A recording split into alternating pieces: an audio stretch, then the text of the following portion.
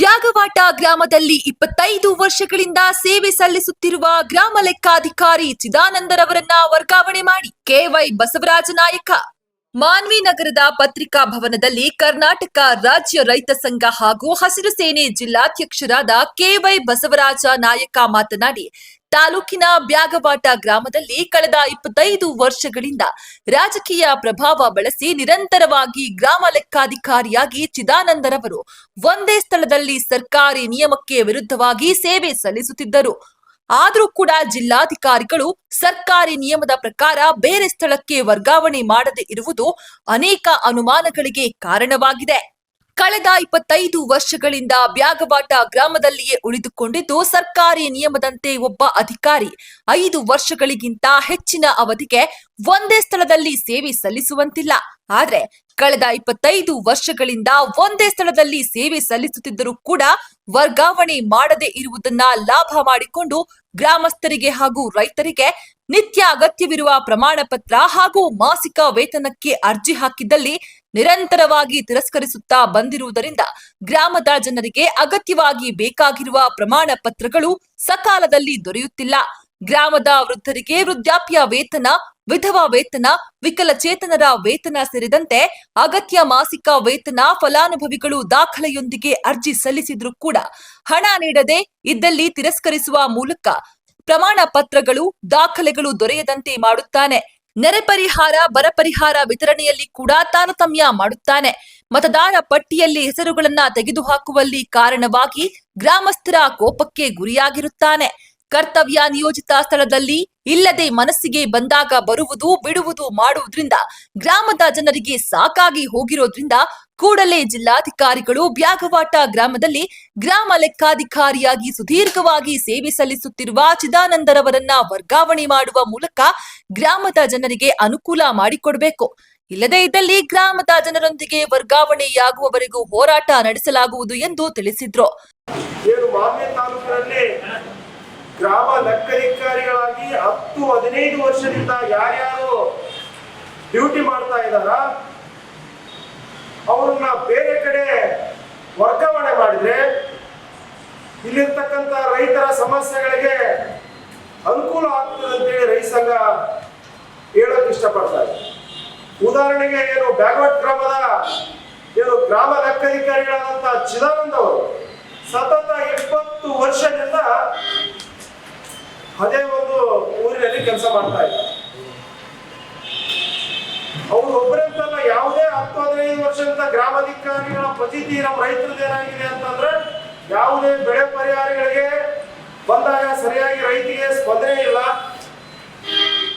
ಅಲ್ಲಿರ್ತಕ್ಕಂಥ ಪ್ರಭಾವಿ ರಾಜಕೀಯ ಮುಖಂಡಗಳ ಮಾತು ಕೇಳಿ ಅಮಾಯಕ ನಮ್ಮಂತ ಬಡ ರೈತರನ್ನ ಸರಿಯಾಗಿ ಅರ್ಜಿ ವಿಚಾರಗಳನ್ನು ಮಾಡೋದಕ್ಕೆ ಹಿಂದೆ ಮುಂದೆ ನೋಡ್ತಾರೆ. ಹಾಗಾಗಿ ಬ್ಯಾಗವಾಟ ಗ್ರಾಮದ ಚಿದಾನಂದ ಅವರನ್ನ ತಕ್ಷಣ ಬೇರೆ ಕಡೆ ವರ್ಗಾವಣೆ ಮಾಡಬೇಕು. ಮಾಡದೆ ಹೋದ್ರೆ ಕರ್ನಾಟಕ ರಾಜ್ಯ ರೈತ ಸಂಘ ಹೋರಾಟ ಮುಖಾಂತರ ಎಚ್ಚರಿಕೆ ನೋಡೋದಕ್ಕೆ ಅವರಿಗೆ ಬಯಸ್ತಾ ಇದ್ದೀವಿ. ನಾವು ಪತ್ರಿಕಾಗೋಷ್ಠಿ ಮುಖಾಂತರ ಒಂದು ಮನವಿಯನ್ನು ಮಾಡ್ಕೊತಾ ಇದ್ದೀವಿ. ತಮ್ಗೆಲ್ಲರಿಗೂ ಗೊತ್ತಿರೋ ಹಾಗೆ ಇಲ್ಲಿ TAPMCಯಲ್ಲಿ ಖರೀದಿ ಮಾಡ್ತಾರೆ. ಹೋದ ವರ್ಷ ಒಂದೊಂದು ವಾರ 8 ದಿನ ರೈತರನ್ನ ಆಸೆ ಹಾಕಿ ಮರೆಸುವಂತ ಪ್ರಯತ್ನ ಈ TAPMC ಅಧಿಕಾರಿಗಳು ಇಲ್ಲಿರ್ತಕ್ಕಂಥ ಆಡಳಿತ ಮಂಡಳಿ ಮಾಡ್ತಾ ಇದೆ. ಇವತ್ತು ನಾಚಿಕೆ ಆಗ್ಬೇಕು. ಇವತ್ತು ಎಚ್ಚರಿಕೆ ಕೊಡ್ತಾ ಇದೀವಿ. ಇನ್ನು ಮುಂದೆ ಆದ್ರೂ ಈಗ ಬರ್ತಾ ಇದೆಯಲ್ಲ, ಅದಕ್ಕಾದ್ರೂ ರೈತರಿಗೆ ಸರಿಯಾಗಿ ವ್ಯವಸ್ಥೆ ಮಾಡಿ. ನೀವು ಲೈನ್ ಗೇಟ್ನ ಇವತ್ತು ತಾಲೂಕಲ್ಲಿರುವಂತ ಎಲ್ಲ ಮಾಧ್ಯಮ ಮಿತ್ರರು, ಎಲ್ಲ ನಾಗರಿಕರು ನೋಡ್ತಾ ಇರ್ತೀರಿ. ವಾಸಿಮತಿಗೆ ಒಂದು ಲಾರಿ ಗೇಟ್ನ 2 ಕಿಲೋಮೀಟರ್ 3 ಕಿಲೋಮೀಟರ್ ನಿಂತು ಬರಿತಕ್ಕಂಥ ಕೆಲಸ, ಸಂಸಾರಗಳನ್ನು ಬಿಟ್ಟು ಇಲ್ಲೇ ಬರುವಂತ ಒಂದು ಕಾರ್ಯಕ್ರಮ ಆಗಂತ ರೀತಿ ನೀವು ಮಾಡಿದಿರಿ. TAPMC ಆಡಳಿತ ಮಂಡಳಿಯವರು ಅಧಿಕಾರಿಗಳು ಸರ್ ನೋಡ್ರಿ, ಯಾವುದೇ ಘಟನೆ ಚಿದಾನಂದವರೇ ನೀನು ಕೋಡಿಕೆ ಮಾಡಕ್ಕೆ ಇಲ್ಲಿ ಬಂದಿಲ್ಲ. 20 ವರ್ಷದಿಂದ ಜನಪದ ಅಂದ್ರೆ SC/ST ಜನಾಂಗವ್ರನ್ನ ಮುಂದೆ ಬಿಡಿ ಜನಪದ ಅವರಿಗೆ ಒಂದು ಬೆಳೆ ಪರಿಹಾರ ಆಯ್ತು ಜನಪದ. ಬೇಕಾದ್ರೆ ನೀವು ಹೋಗಿ ತನಿಖೆ ಮಾಡ್ತಾರೆ ಹೋಗಿ ನೋಡ್ರಿ. SC ಜನಾಂಗವ್ರು ಮತ್ತೆ ಆಮೇಲೆ ಓಟು ಯಾಕಂದ್ರೆ ಆತ್ಮಹತ್ಯೆ ಮಾಡಿದ್ರೆ ವೋಟಿಂಗ್ ಲಿಸ್ಟ್ ಬಂದ್ ಮಾಡಿ ಕೇಸಿ ನಮ್ಮ ಯುವಕರಿಗೆಲ್ಲ ಒಂದು 12 ನೆನಪು. SC ಜನಾಂಗವ್ರಿಗೆ ನೆನಪು, ಹೆಚ್ಚು ನೆನಪು.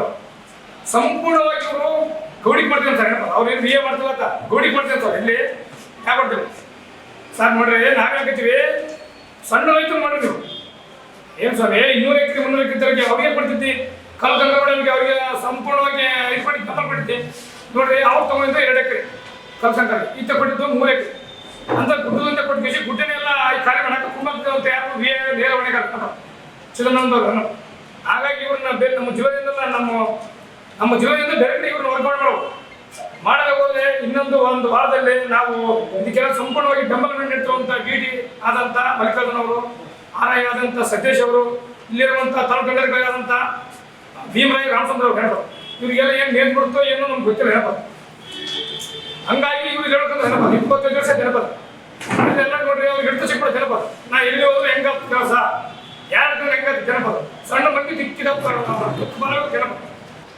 ಏನೋ ಒಂದು ಕೋಟಿ ದಿವಸ ಆಗೋದು ಡೆತ್ ಸರ್ಟಿಫಿಕೇಟ್ ಆಗೋದು ಕ್ಯಾಶ್ ಇನ್ಕಮ್ ಮಾಡೋ ಅಂತ ಅಮೌಂಟ್ ಕೊಡೋಕೆ ನಾನು 500 ರೂಪಾಯಿ ಖರ್ಚು ಮಾಡೋದು ಓಟ್ ಕೊಟ್ಟರು ಮುಂದೆ ಗೊತ್ತಿಲ್ಲ ಅಂತ ಅಲ್ಲಿ ಹೋಗೋದು ದಾಖಲೆತ್ತಂಬ ಮಾನಿ ಬರ್ರಿ ಮಾನಿ ಹುಡುಗ ಮಾಡೋದು ಅಲ್ಲಿ ಬರ್ರಿ ಇಲ್ಲಿ ಬರೋದಕ್ಕೆ ಅನ್ನೋದು ಹಾಗಾಗಿ ನಾವು ಸಂಪೂರ್ಣ ಹೇಳಿದ್ವಿ ಅಲ್ಲಿಂದ ಅವ್ರು ಕಿತ್ತಾಕ್ತೀವಿ BA ಯಾರು ಚಿಕ್ಕನಂದ ಅವ್ರಿಗೆ ಕಿತ್ತಾಕಿಸಿದ ಕಡೆ ವರ್ಗಾವಣೆ ಮಾಡೋಕೆ ಇಲ್ಲ ಅಂದರೆ ಮುಂದಿನ ದಿನಗಳಲ್ಲಿ ಇನ್ನೊಂದು ವಾರದಲ್ಲಿ ಅವರು ಉಪಯೋಗ ಮಾಡೋಣ ನಾವು ಮಾಡ್ಕೊಂತ ಪತ್ರಿಕೆ ಮುಖಾಂತರ ನಾವು ರೈತರು ಬೆಳೆದು ಹಾಕಿದ್ರೆ ಸರಿ ಹೋಗ್ಬೋದು.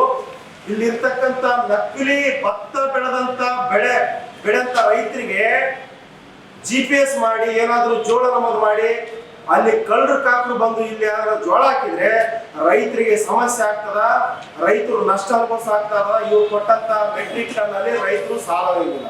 ಮುಂದ ಏನಾದರೂ ಇದು GPS ಮಾಡ್ಬೇಕಂತಂದ್ರೆ PR-ಗಳು VA-ಗಳು ಜವಾಬ್ದಾರಿ. ಅವ್ರೇನಾದ್ರೂ ಅದಕ್ಕೆ ಜವಾಬ್ದಾರಿ ತಗೊಳ್ಳಿಲ್ಲ, ನಿರ್ಲಕ್ಷ್ಯ ವಹಿಸಿದ್ರೆ ಜೋಳ ಬೆಳೆದಂತ ಬೆಳೆಗಾರರಿಗೆ ಅನ್ಯಾಯ ಆಗ್ತದ.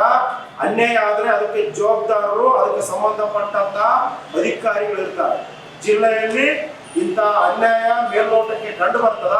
ಇಂಥ ಅನ್ಯಾಯನ ಮಾನ್ಯ ತಹಸೀಲ್ದಾರರು ತಡೆ ಹಿಡಿದು ಜೋಳ ಬೆಳೆದಂತ ನಿಜವಾದ ಬೆಳೆಗಾರರು ಖರೀದಿ ಕೇಂದ್ರಕ್ಕೆ ಹಾಕಿ ಅವರು ಖರೀದಿ ಕೇಂದ್ರದ ಸದುಪಯೋಗ ಪಡಿಸಿಕೊಳ್ಳಕ್ಕೆ ಅನುಕೂಲ ಮಾಡಿಕೊಡಬೇಕು. ನೆರೆ ಪರಿಹಾರದಾಗಲಿ ಇನ್ನೊಂದಾಗಲಿ ಪಿಂಚಣಿ ದುಡ್ಡಾಗಲಿ ಅಂಥವೆಲ್ಲ 40 ವರ್ಷ 30 ವರ್ಷ ಇದ್ದವ್ರಿಗೆ ಲಂಚ ತಗೊಂಡು ಪಿಂಚಣಿ ಅಮೌಂಟ್ ಮಾಡಿಕೊಟ್ಟಾನ. ಬಟ್ ಏನಂದ್ರೆ ದಾಖಲಾತಿ ಅದೆಲ್ಲ ಕರೆಕ್ಟ್ ಇದ್ರು ರಿಜೆಕ್ಟ್ ಮಾಡ್ತಾ ಇದ್ದಾರೆ. 1 ವರ್ಷ ಆಯ್ತು ಸರ್. ಸಾಬ್ರ ನೋಡ್ರಿ ಅದಾಗಲ್ಲ ಏಜ್ ಕಡಿಮೆ ಇದ್ದವ್ರಿಗೆ ಮಾಡಿಕೊಟ್ಟಾನೆ. ರೊಟೇಷನ್ ಮಾಡೋಕ್ಕೂ ದುಡ್ಡು ಕೊಡ್ತಾರೆ. ಅದೆಲ್ಲ ರೆಕಾರ್ಡ್ಸ್ ಅಂತ ಕೊಡ್ಬೇಕು. ಇಷ್ಟೆಲ್ಲ ಮಾಡ್ಯಾನ ಸರ್. ಜಿಲ್ಲಾ ಗೌ ಅಧ್ಯಕ್ಷರಾದ ವೀರೇಶ ನಾಯಕ ಕೋಟ್ನೇಕಲ್, ಉರುಕುಂದ ನಾಯಕ, ಹೋಳೆಪ್ಪ ಉಟಕನೂರು, ಶ್ರೀಧರ ಕೊಟ್ನೇಕಲ್, ಚಂದ್ರಪ್ಪ ಸಂಗಪೂರ್, ವೀರೇಶ ಸಂಗಪೂರ್, ಶಿವಪ್ಪ ಹರಿಜನ ಸೇರಿದಂತೆ ಇನ್ನಿತರರು ಉಪಸ್ಥಿತರಿದ್ದರು.